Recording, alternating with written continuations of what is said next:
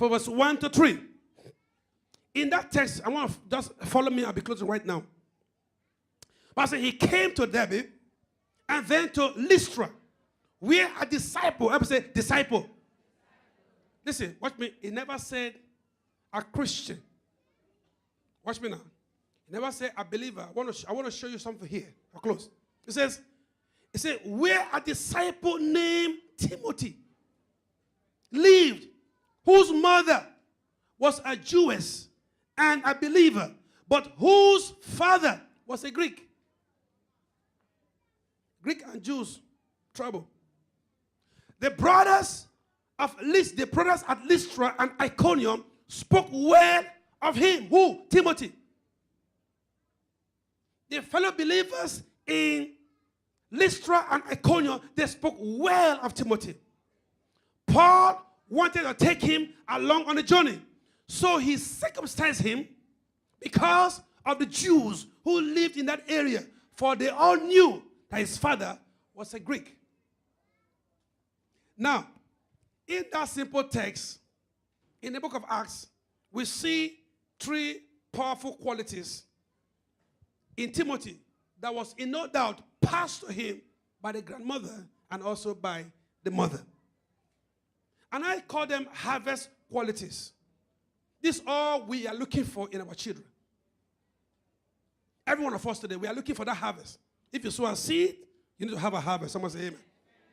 And so I see this as a harvest that is coming to mothers. The first quality is, first of all, he was a strong believer. Number one, he was a strong believer. Everybody say strong believer. Now, how do I know that? You see, it's referred to as a disciple. The writer of the book of Acts called him a disciple.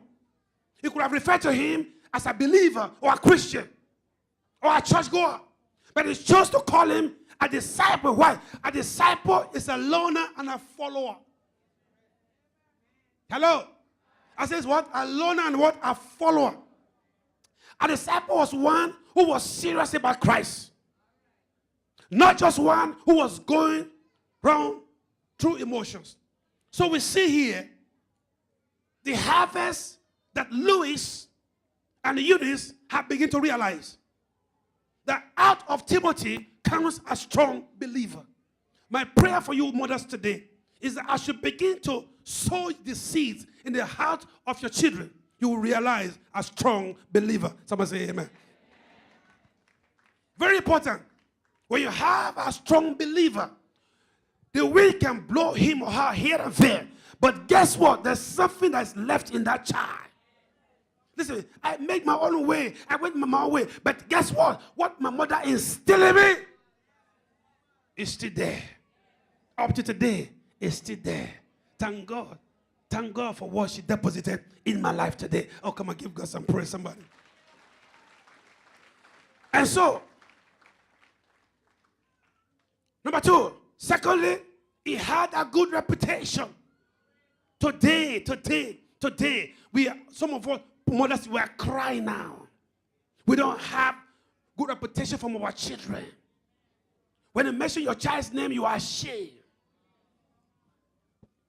Hello, someone right now. The believers in that area, they spoke well of him. They spoke well of him. People knew him as a man of integrity. As a man of the word. He was rock solid. Again, this had a lot to do with his mother and his grandmother. Not his father or grandfather. Oh, come on, give God praise for the mothers in the house. A good reputation. Bible says a good name is better than riches. Oh, God, help me, Father. You see, in those days, my God, your people will tell you, you see, in this house, there are rules and regulations in this house. I might be broke, but I'm not a thief.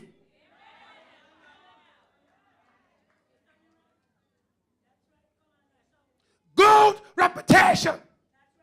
But some people right now are even advising their children to go and steal. This is not a joke, I'm telling you. Even when they bring the proceeds, we receive it from them. And we are praying. Oh, come on now. Come on now. And we are praying. So again, my prayer is this. That as you begin to sow the seeds,